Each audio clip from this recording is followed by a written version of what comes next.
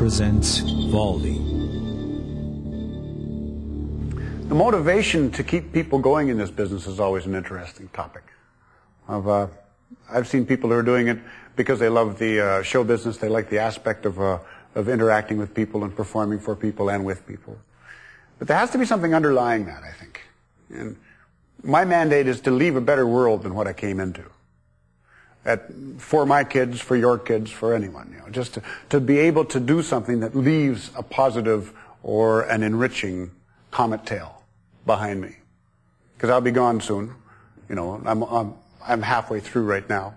So once the other half is gone, I would like to think that I'm leaving a legacy of hope and maybe have lifted some subjects and left as I say, a positive comet tail.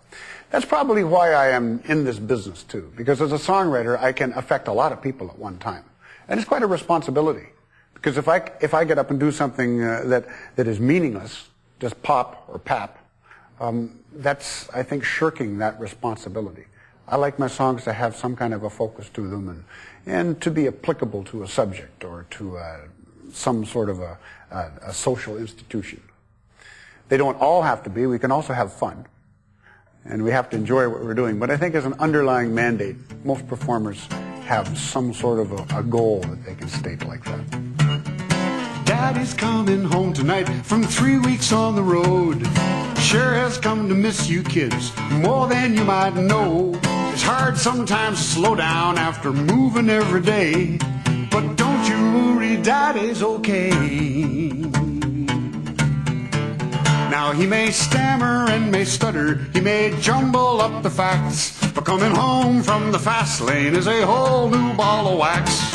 Next town, next day, fly, eat, snooze, play. Don't you worry, Daddy's okay. He's just a little bit wired. He's just a little bit tired. He's simply over-inspired. But don't you worry, Daddy's okay. Woo-hoo. Now he may seem a little stranger than the day he disappeared, but if the road was a bed of roses, there'd be lots more of us here. No, he loves you all a lot, though at times it seems like he forgot. Don't you worry, Daddy's okay. He's okay. So try and take it easy on him. Try and be a friend. If you whine and clutch and fight too much, it'll drive him around the bend. Don't go fussing, thinking something's plugged in the wrong way. Don't you worry, Daddy's okay. He's just a little bit wired. He's just a little bit tired, that's all. He's simply over-inspired. But don't you worry, Daddy's okay. He's come a little undone. He's just a little less young. But he's still having his fun. So don't you worry, Daddy's okay. He's okay.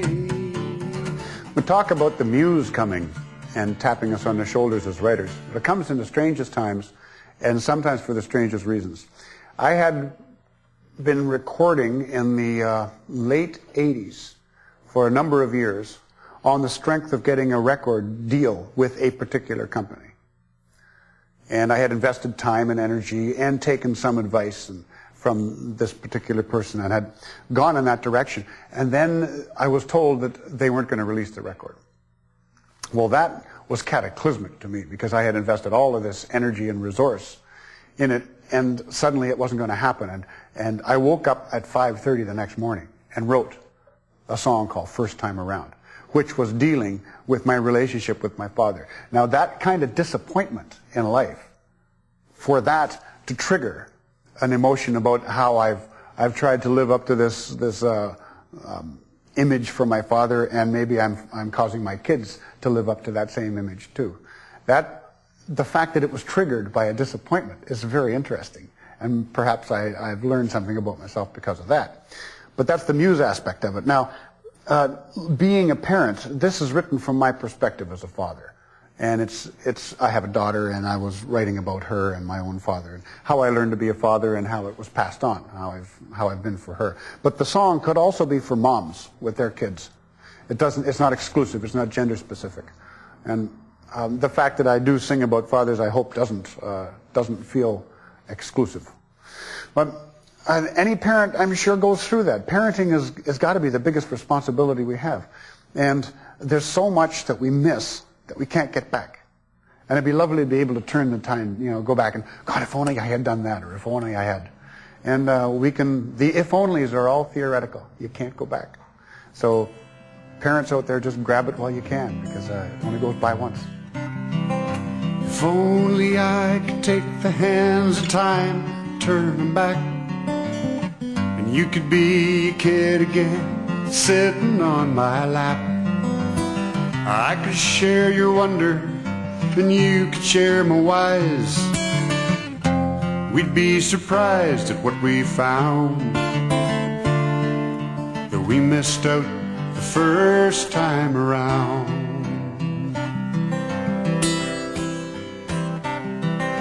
If only I had done that with my daddy years ago, and paid closer attention to what he had to show.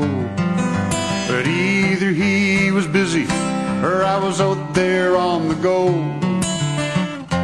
Opportunities went down, though we missed out the first time around. Child of mine, there wasn't enough time spent being a kid. We were never there to share it. It was always tell me what you did. If only I could take your hand and hold it for a spell, not to say congratulations or to wish you well, but for those big feelings that words could never tell. We'd explore that sacred ground that we missed out the first time around.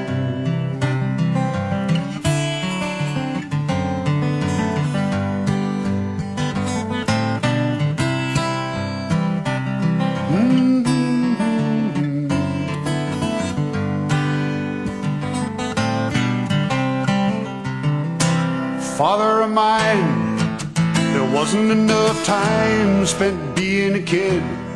And with all the walls we built up, there was so much that we hid. Now I find, with all of the patterns that you drew, I got and followed them so truly. I got kids that never knew me. Well, I can't touch the hands of time, I can't turn them back, and you can't be a kid again sitting on my lap. Here I am before you, and I plan to stick around. We can explore that sacred ground that we missed out the first time around. That we missed out the first time around.